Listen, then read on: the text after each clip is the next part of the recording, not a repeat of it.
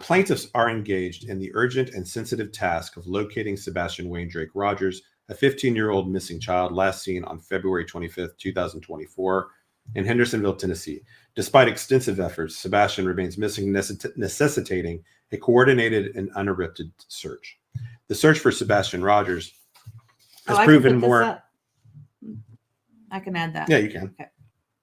The search for Sebastian Rogers has proven far more difficult than a typical missing teenager investigation, as a few ill-intentioned individuals have sought to cast Mr. Rogers as a villain.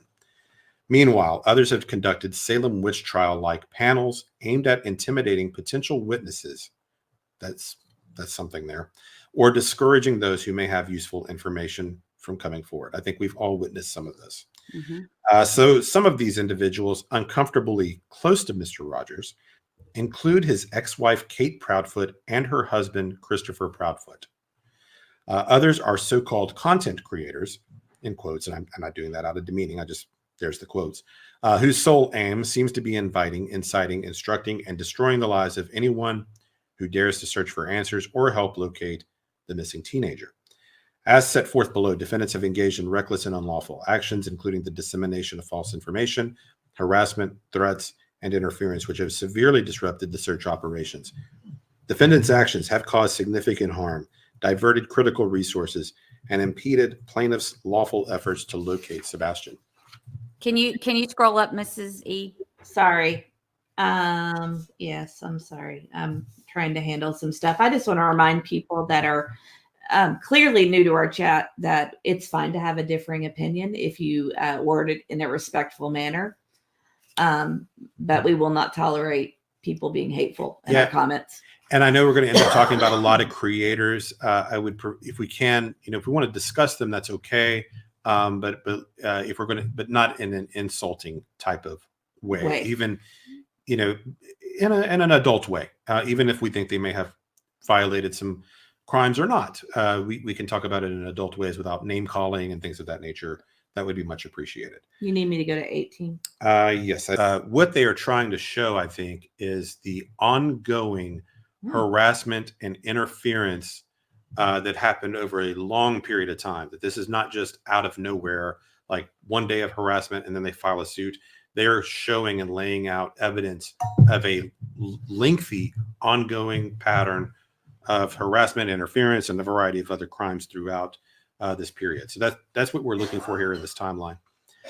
So Sebastian Wayne Drake Rogers, 15, was last seen with his biological mother, Kate Proudfoot, at Texas Roadhouse in Hendersonville, Tennessee on February 25th, 2024. A true and correct copy of the Tennessee Bureau of Investigation's official update page is attached here too as Exhibit 1. There's a lot of exhibits, which outlines it's crazy, which outlines the latest information about this case to date and is incorporated by reference herein. After leaving the restaurant, Sebastian disappeared, effectively vanishing without a trace.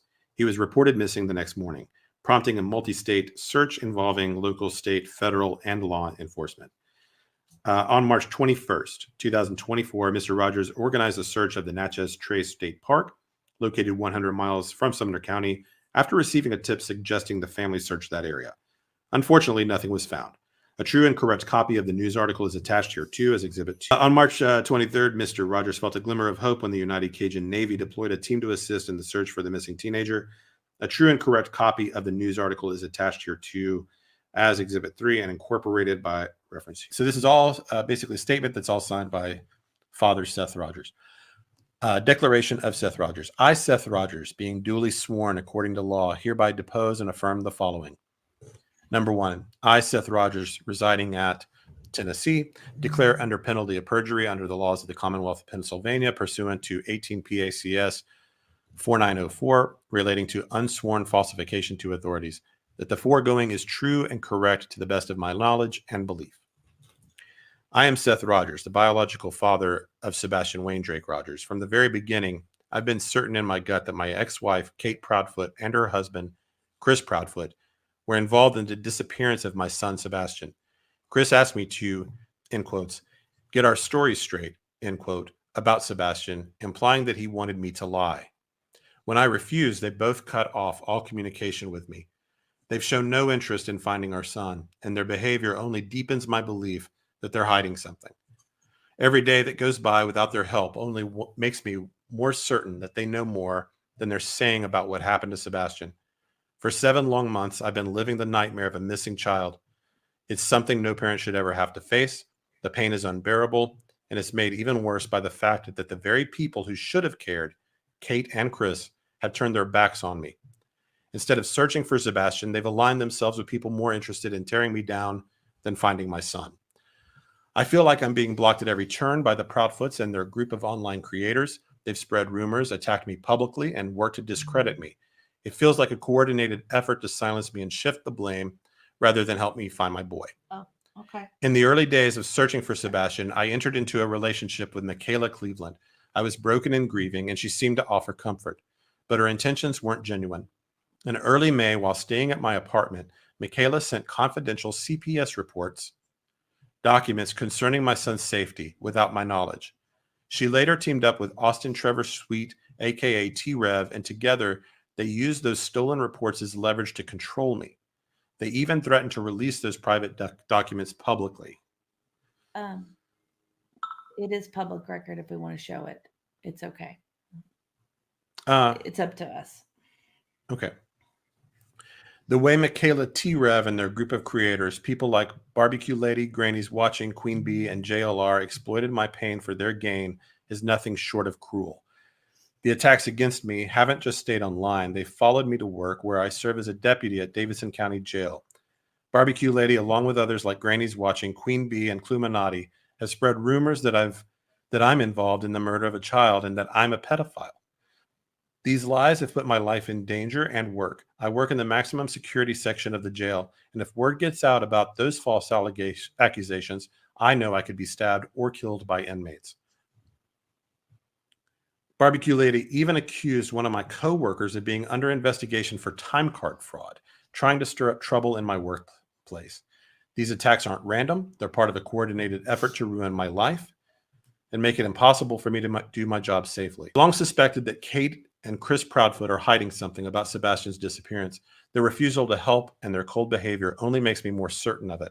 Early on, Barbecue Lady came to me in person offering to help.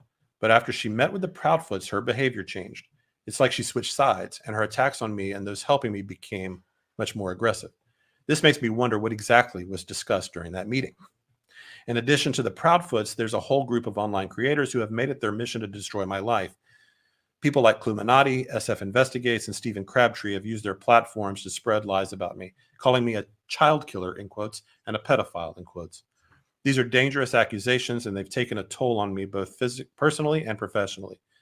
Stephen Crabtree didn't even have a YouTube channel before my son went missing. He created his channel specifically to capitalize on my tragedy, aligning himself with Cluminati and others in the online group. This gang of creators has turned my pain into their entertainment and profit. To make matters worse, the Proudfoots recently posed for a photo with Cluminati and Stephen, smiling as if they were all in some kind of sick joke. Oh, we're all in on some kind of sick joke. They pretended to search for Sebastian, but their actions felt more like mockery than a genuine effort. A true and correct copy of the photo taken on or around September 29, 2024, depicting Kate and Chris Proudfoot alongside Cluminati, her spouse or romantic partner, and Steve Fisher, SF Investigates, is attached here too as Exhibit 1 and incorporated by reference herein. The threats haven't stopped. They've been told by people connected to the Proudfoots that there will be consequences for anyone who speaks out against them. Chris even told my ex-wife that if I open my mouth about what I knew, it won't ever open again. It feels like they're using their power and connections to silence me, and I don't know how much longer I can fight this battle on my own. Your Honor, I'm just a father trying to find his son. I've been betrayed by people I thought I could trust, and I'm fighting against a coordinated group of individuals who seem more interested in destroying me than helping me find my boy. I don't have the resources or the power that these people do, but I do have a father's love for his son, and that's what keeps me going.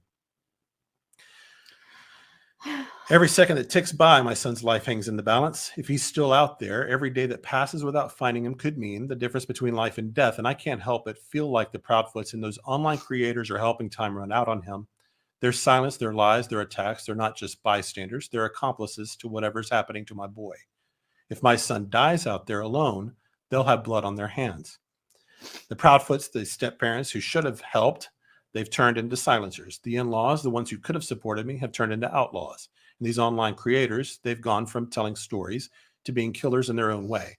They're destroying my family bit by bit, and it's time for this to end. I'm exhausted. I'm heartbroken. And I just want someone to listen and help me bring my son home. Oh. Sorry.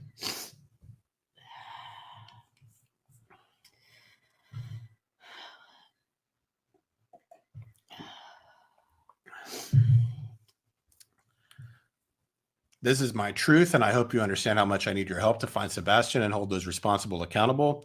I'm fully prepared to testify under oath and provide detailed accounts of these organized and sustained attacks, including the incitement of harassment and violence. These continuous threats to my life and the severe emotional and professional harm I've endured as a direct result of their actions. I, Seth Roger, swear and or affirm and verify under penalty of perjury under the laws of the United States of America. You don't have to read And then, that. it's all his signature after, It's that he's Pennsylvania code, citing a number of laws. Tennessee code, Oh my God. Florida code. Yeah, that was rough. Sorry. So Let's just take a that's minute. Exhibit 10. I want to thank Laura Cobb for her $10 super chat. I'm so glad something is being done. Justice for Sebastian. Amen. Well, there you.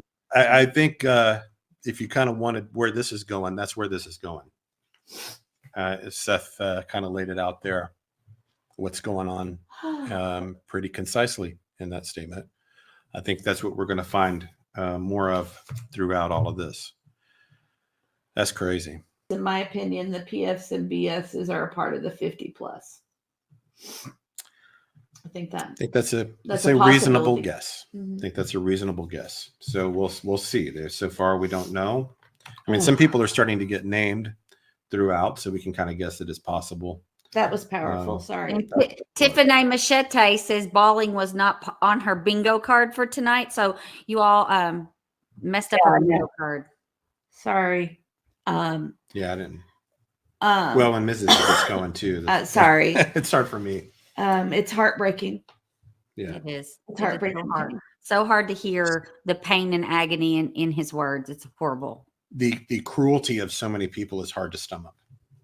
And it's just so sad that people would target those that are in such despair already, and to target them for ridicule, and it's beyond. I know. So maybe we're going to get some justice on some of this. This true crime community can't go on this way like this. No, it's not sustainable. So if they're going to have to learn the hard way, and that's just the way it's going to have to be. I don't even know where we were at. What was our next section? So on September 4th, plaintiffs bolstered the FBI reward with an additional $50,000, raising the total to $100,000. A true and correct copy of the press is Exhibit 21. At 3:31 p.m. that same day, plaintiff Dwayne Dog the Bounty Hunter announced the increased reward on his social media platforms, capturing nationwide attention. A true and correct copy from TMZ is Exhibit 22. On or about September 5th, 2024, plaintiff Dwayne Dog the Bounty Hunter Chapman, joined by plaintiffs Mr. Rogers and Tony Mathis, appeared on News Nation with Ashley Banfield, declaring their belief that Sebastian was alive and would be found. And that is Exhibit 23. And then on September 10th, 2024, at night, emailed the United States Department of Justice Missing Child Unit to inquire about Form USM 641, which activates the assistance of the United States Marshal Service. Pause. A true and correct copy of this is Exhibit 24. Did anybody know this? Let's see. Tony. Oh, Tony. Tony, you don't have to do that. Oh, that's nice. You're working. I can't get it to come up. I got it. Tony Mathis says, Seth, you are the general of Sebastian's army. You are loved more than you know. We have your back every day, all day. Amen. Yeah. Very kind. Thank you, Tony. Thank you, Tony. Emotional stuff, guys. I know. Emotional stuff. So what I just read, did you all have, is this something I have missed? Have they talked about trying to get the United States Marshal Service?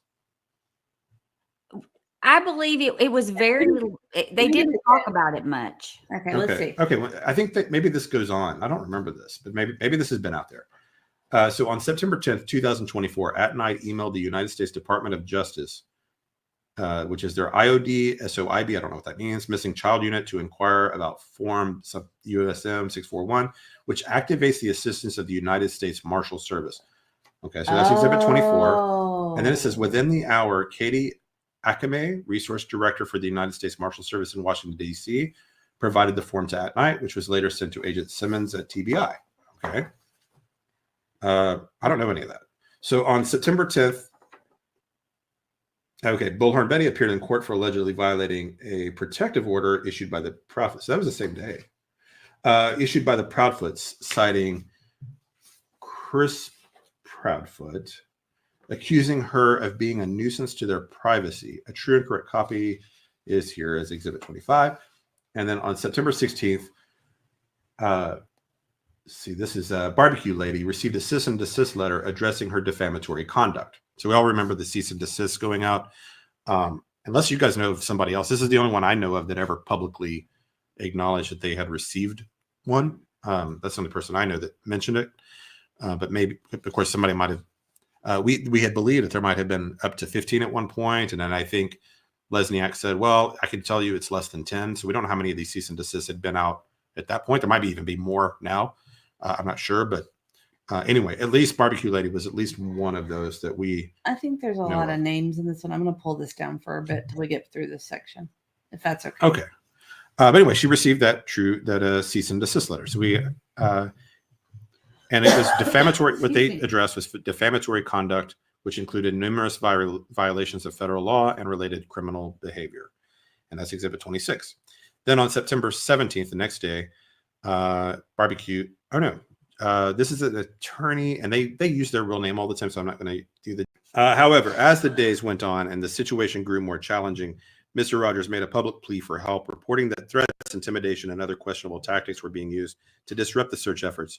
A true and correct copy of the news article is attached, Exhibit 4.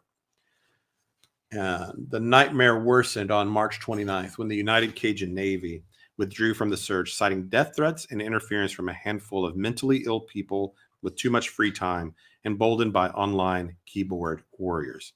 A true and correct copy of the news article is attached here too as Exhibit 5. So you can kind of see where this is going to be going with a lot of this, right? On April 2nd, 2024, the TBI spokesperson, Susan Nyland, cautioned the public during a press conference that misinformation could damage the investigation into Sebastian Rogers' disappearance. A true and correct copy of the news article is attached here too.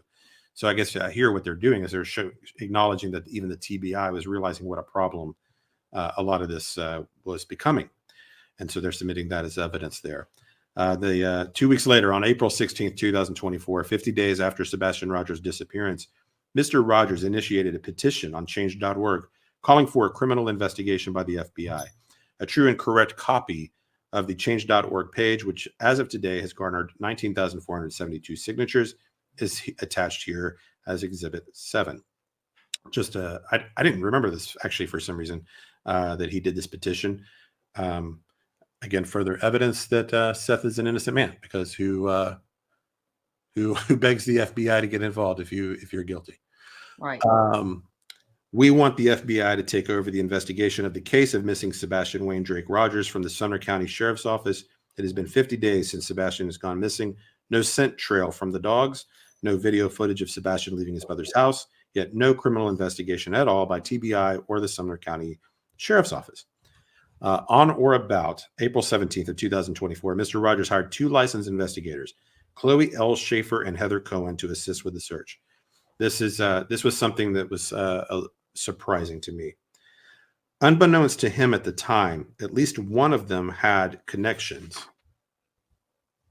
to the Enterprise, and you're going to see this several times throughout this reference. In the Enterprise, is the Enterprise referring to this group, this group of people? Yeah, you see somebody with that capital E Enterprise there. That's what they're referring to. I think, as whatever this, I'm sure whatever this criminal organization they are alleging exists. That's what they're calling them throughout. The Enterprise. Okay. Yeah. Yeah, because I'm, wouldn't have. I assumed such, but I just wanted to clarify. Yeah, it's all throughout this document that I've Mhm. seen. I saw it at least 7 or 8 other times, and I've only read maybe a quarter of this. Okay, so then a true and correct copy of the news report is attached as Exhibit 8. On or about April 23rd, and then just the fact that supposedly this person, or allegedly, one or both of these PIs I think just one. had connection. Well, it says one or both. Oh, it does say one or both. Or it says at least one of them At least. had connections to the enterprise, and doesn't say specifically which one. Gotcha. So that'll be huge for discussion later, because that's a surprise to me. On or about April 23rd, 2024, Mr. Rogers retained a private investigator to assist in the search for his missing son, Sebastian Rogers. A true and correct copy of a news article is attached as Exhibit 9. Around that time, Mr. Rogers began a relationship with Michaela Cleveland, aka Michaela Allardyce, I guess, who, based on information and belief, was sent to Mr. Rogers with the ulterior motive of using sex as a manipulation tool, similar to tactics employed by intelligence agents, but without any legal authority. During the course of the relationship, she covertly emailed herself confidential files related to Sebastian Rogers. Okay. A true and correct copy of the sworn declaration of Seth Rogers, father of Sebastian Wayne Drake Rogers, is attached here to as Exhibit 10. I mean, that's crazy, right? It is crazy. It is crazy. The lengths that people will go to. This says was sent to Mr. Rogers with the ulterior motive. So someone ordered or persuaded or something to Or have paid. or paid or whatever, convinced, whatever motive to have this happen. Okay. So, and then they have, so they have that. Okay. So then we have on May 1st, 2024, Mr. Rogers retained Tony L. Mathis on a pro bono basis to assist with media requests, allowing him the space to mourn and continue searching for his son, Sebastian Rogers, with peace of mind. A true and correct copy of the sworn declaration of Tony Mathis is attached here as Exhibit 11. So, I mean, people wondered about Tony. So here we have in a court document that he is working for free and is not being paid. So that may be of interest to people that have wondered.